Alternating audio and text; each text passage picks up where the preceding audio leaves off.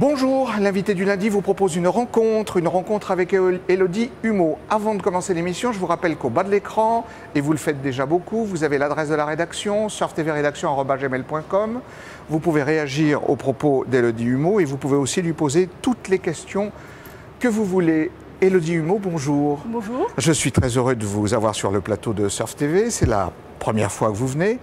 Et j'aimerais donc, Élodie, que vous nous parliez un petit peu de vous.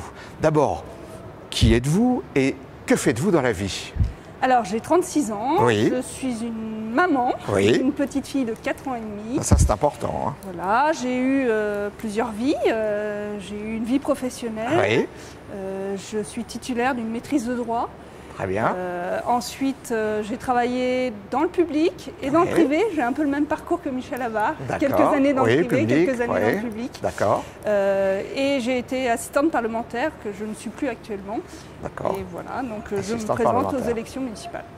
Alors, Élodie Humeau, ça c'est une question des téléspectateurs. Est-ce que vous avez déjà été élue? Est-ce que vous avez déjà été candidate à des élections? À quelle date et sur quelle liste? Alors j'ai déjà été élue Oui. en 2001-2008. Oui. J'avais 23 ans. Oui. J'ai été élue Benjamine des maires adjointes d'arrondissement. D'accord. J'étais en charge de la culture et de l'événementiel de l'arrondissement du Très bien. 6e. D'accord. Donc je reviens sur le 6e. Oui. Où j'ai eu un bilan plus que satisfaisant. 1500 manifestations en 7 ans. 1500 manifestations. 1500 manifestations en 7 ans. Ça veut dire que le 6e est un territoire que vous connaissez particulièrement bien, alors que vous avez Parfaitement. déjà sillonné Parfaitement. depuis... Je le sillonne tous les jours à pied, en D'accord. trottinette. Ouais, Je le connais parfaitement. D'accord. Mais donc vous avez déjà travaillé... J'ai déjà eu là-dessus. un mandat effectivement électif dans le 6e arrondissement que j'ai quitté pour changer. Ça m'a Oui. permis d'avoir une petite fille. Oui. Et puis maintenant, je reviens avec du recul, Oui, puisqu'en 6 ans, on prend du recul. bien sûr. Avec aussi des certitudes sur des projets qu'il faut absolument faire pour le 6e Oui. et qui n'ont pas été faits. Oui. Et puis un nouvel engagement. D'accord. D'accord. Voilà, je suis également présidente d'une association de parents d'élèves. Donc, D'accord. j'ai aussi une volonté de faire des choses pour les enfants D'accord. et pour développer mon arrondissement. D'accord. Alors, Élodie Humeau, pour quelle raison, cette fois-ci, nous sommes en 2014, pour quelle raison, cette fois-ci, vous avez décidé d'être sur la liste de Michel Avare, qui s'appelle Génération Lyon. Totalement. Alors, je suis tombée dans la marmite quand j'étais petite, Bon. de la politique. C'est vrai? Oui. Oui. J'étais dans le ventre de ma mère, qu'elle faisait déjà la campagne des municipales de 77. Ah, Voilà, à Lyon? Non, pas à Lyon. Ah, À Montlouis-sur-Loire. d'accord. Donc c'était déjà... Cette famille, j'ai collé ma première affiche à 8 ans avec mon père. D'accord. J'ai suivi mon frère dans les élections également D'accord. municipales. Et puis nous sommes aussi une famille où il y a beaucoup de politique. Mon père est élu de son petit village et mon frère est également premier adjoint de la ville de Montaigu en Vendée. Ah, d'accord. Donc Ah oui, cette famille. Ah, oui, et oui. quand on a le virus de la politique, eh ben, D'accord. il ne nous quitte pas. D'accord, d'accord. Ah oui, donc vous le définissez comme ça, virus de la politique. Ah, c'est le virus total Voilà. de la politique. Et puis, cette volonté de faire bouger les choses avec les valeurs auxquelles je crois. Oui, c'est pour ça que je me suis engagée en politique. Et puis, Michel Avare, pourquoi? Parce qu'aujourd'hui, je crois qu'on a besoin d'avoir de changements à Lyon. Oui. On a besoin... Qu'est-ce que vous voulez dire par là? Parce que du changement, on en a. Hein. La ville est bouleversée. Hein, donc, la ville est hein? bouleversée, Oui. oui. Mais très honnêtement, moi, ma vie de proximité n'a pas changé. Votre vie à vous de proximité? La proximité n'a pas changé. Au contraire, elle s'est dégradée. Les rues sont de plus en plus sales. Vous avez de plus Vous voulez en dire plus... qu'on a eu des grands travaux, qu'on a eu des quartiers On a qui ont eu émergé, on des a eu nouveaux ponts, des grands nouvelles travaux, choses? Mais après, on n'a pas pensé aux habitants. Quand vous construisez des logements, Oui. il faut aussi penser qu'il y a des enfants qui vont arriver. Donc, il faut des places de crèche, il faut des écoles. Et tout ça, ça a été aussi oublié. Les modes de garde sont de plus en plus Oui. difficiles. Oui. Et la propreté. Et la propreté des quartiers, la sécurité. D'accord. Ça devient de plus en plus insécure. Même nous, dans le 6e, qui pourtant dit un quartier privilégié. privilégié. Vous allez à Bellecombe, on y est écoutez, dernièrement, les commerçants se sont fait braquer 3 fois, dans la même rue, la même semaine. Qu'est-ce que vous proposez, vous, comme solution pour ces commerçants? Alors, dans le 6e, il n'y a pas de vidéoprotection. Ce qui est quand même un comble, puisqu'on a des grandes artères commerçantes, comme le cours Franklin, le cours Lafayette, etc. Et donc là, on propose un plan de vidéoprotection, d'installation de vidéoprotection dans le 6e arrondissement. On a également lancé, et Michel Havard a lancé, une application qui est sur smartphone. Donc vous êtes agressé, vous voyez quelqu'un être agressé, vous appuyez et ça déclenche. Ça, en tant que femme, vous trouvez que c'est intéressant? Moi, je trouve ça super. Super. Je vais vous dire, j'ai eu 2 agressions à 15 jours de distance sur quelqu'un qui m'est proche. Ils auraient eu cet artifice, ils auraient pu... La police serait intervenue tout de suite. On rappelle ce que c'est, hein, c'est donc une application géolocalisée. Géolocalisée qui vous géolocalise tout de suite, vous appuyez sur le bouton, si vous ne répondez pas au bout de 10 secondes, le transfert se fait immédiatement sur les services de police et l'équipage le plus près arrive là où il y a l'accident. Bien sûr. Ça, c'est génial. Et puis, moi, j'ai des enfants qui sont en âge de sortir et c'est vrai que ça me sécurise de savoir qu'ils ont une telle application dans leur poche. Alors, Élodie Humeau, vous parliez donc de ces commerçants qui avaient des problèmes de sécurité. Donc, en fait, vous leur proposeriez, vous leur proposez dans votre programme pour conseiller municipal 2014, vous équiperiez, par exemple, le 6e arrondissement de caméras vidéo. De caméras vidéo, oui, bien sûr. Et ce serait efficace contre la délinquance? Ça serait déjà efficace pour retrouver les délinquants. Ça, c'est très bien. Et puis après, il faut également des équipes de patrouillage, d'îlotage, qui peuvent intervenir également. Notamment, on a à Bellecombe le Square Inkerman. Qui est, le soir, c'est juste pas possible. Vous avez des dealers, vous avez vraiment des choses lourdes. Vous parlez du 6e, là? Oui. Vous parlez du 6e? Ah, je parle du 6e, oui. Le Square Inkerman est à Bellecombe, dans le 6e arrondissement. Et c'est ce que j'appellerais un no man's land, le soir.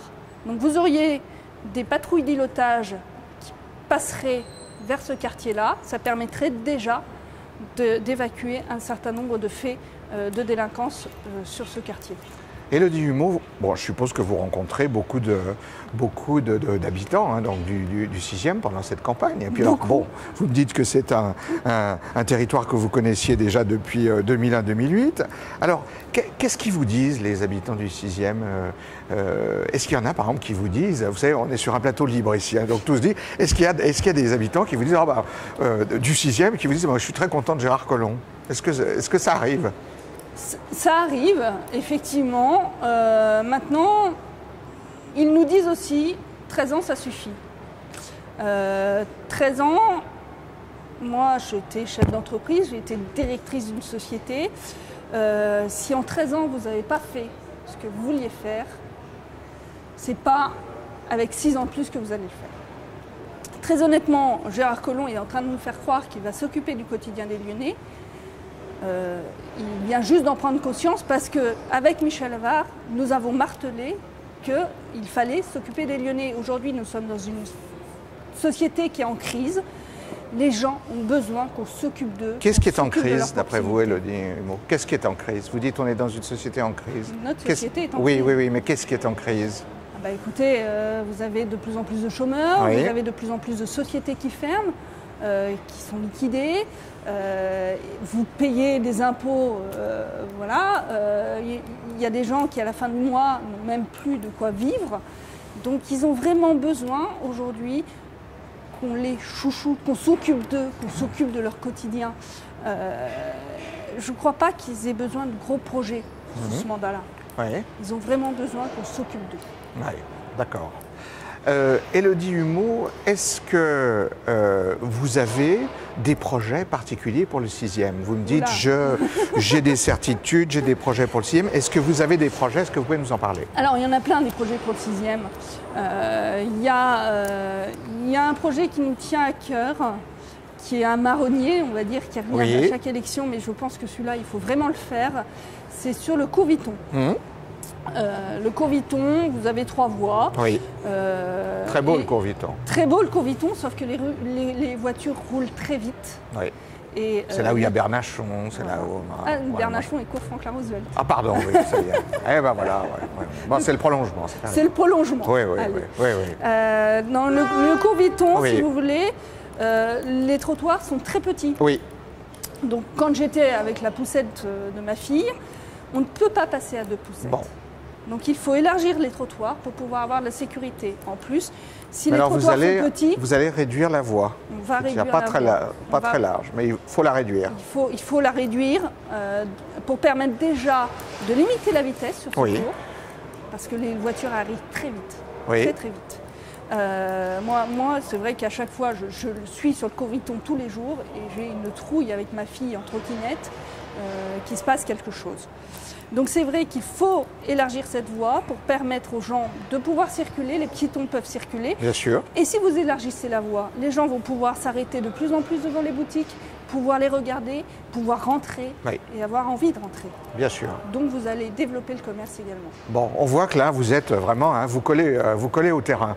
Est-ce que vous pouvez nous citer un autre projet que vous avez, qui n'est pas dans le carton des autres listes et qui est quelque chose de particulier Alors, qu'il n'y ait pas de carton dans l'autre liste. Non, qu'il ne peut-être soit pas que- dans les cartons des autres listes. Peut-être Voilà. que si, je ne sais Peut-être pas, que si, ah. mais en tout cas je ne l'ai pas vu. Vous avez dans mon quartier, qui est le quartier Vitontière, Oui, à l'angle du Courviton et du boulevard Stalingrad, une très belle maison qui s'appelle la Maison Rose, qui est la maison qui contient la signalisation lumineuse du Grand Lyon. oui, Ces services vont partir d'ici quelques années. oui, Et donc le projet qu'on a là, c'est d'installer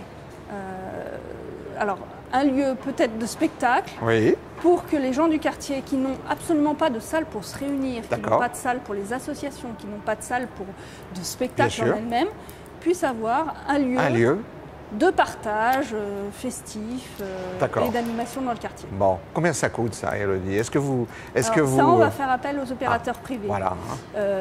Quand j'étais élue, Est-ce que vous pensez qu'il faudrait être attentif demain quand même aux problèmes budgétaires, c'est-à-dire sûr. le fait de ne pas trop charger la barque Bien parce sûr, que bien les sûr, investissements coûtent bien très cher. sûr, Quoi, hein, bien voilà. sûr. On les paye Et- en fait. Et je pense qu'on ne doit pas tout financer par le denier public. Oui, Il faut qu'on ait des politiques de partenariat. Quand j'ai été élue, j'ai monté une exposition qui s'appelle Lyon accueille Marquès. J'ai fait financer entièrement cette exposition par le privé. Ça n'a pas coûté 1 centime à la ville de Lyon. Et ça a été à l'Orangerie, et ça a été au Dôme de l'Hôtel-Dieu, et c'était une très très grande exposition. D'accord. Pendant 1 mois. L'artiste Patrick Marquez exposé, et je vous dis, financé D'accord. entièrement par le privé. D'accord. Donc c'est possible, ça peut se faire. Je vais vous parler d'un projet dont Gérard Collomb parle dans son programme, qui est la bibliothèque du 6e. oui. La bibliothèque du 6e a été entièrement financée par le privé et non par Gérard Collomb. Élodie Humeau, j'espère qu'on vous retrouvera bientôt pendant la campagne sur le plateau de Surf TV parce que je vois que vous avez beaucoup de choses à dire et je pense qu'on va recevoir beaucoup de courriers suite à cette émission. Mais le Merci temps beaucoup. est imparti. Avant de terminer l'émission, je rappelle qu'au bas de l'écran, vous avez l'adresse de la rédaction, surftvrédaction@gmail.com. Vous pouvez poser toutes les questions que vous voulez à Élodie Humeau et vous pouvez réagir aussi à ses propos pendant l'émission. L'invité du lundi se termine. La semaine prochaine, nous aurons un autre invité. À bientôt.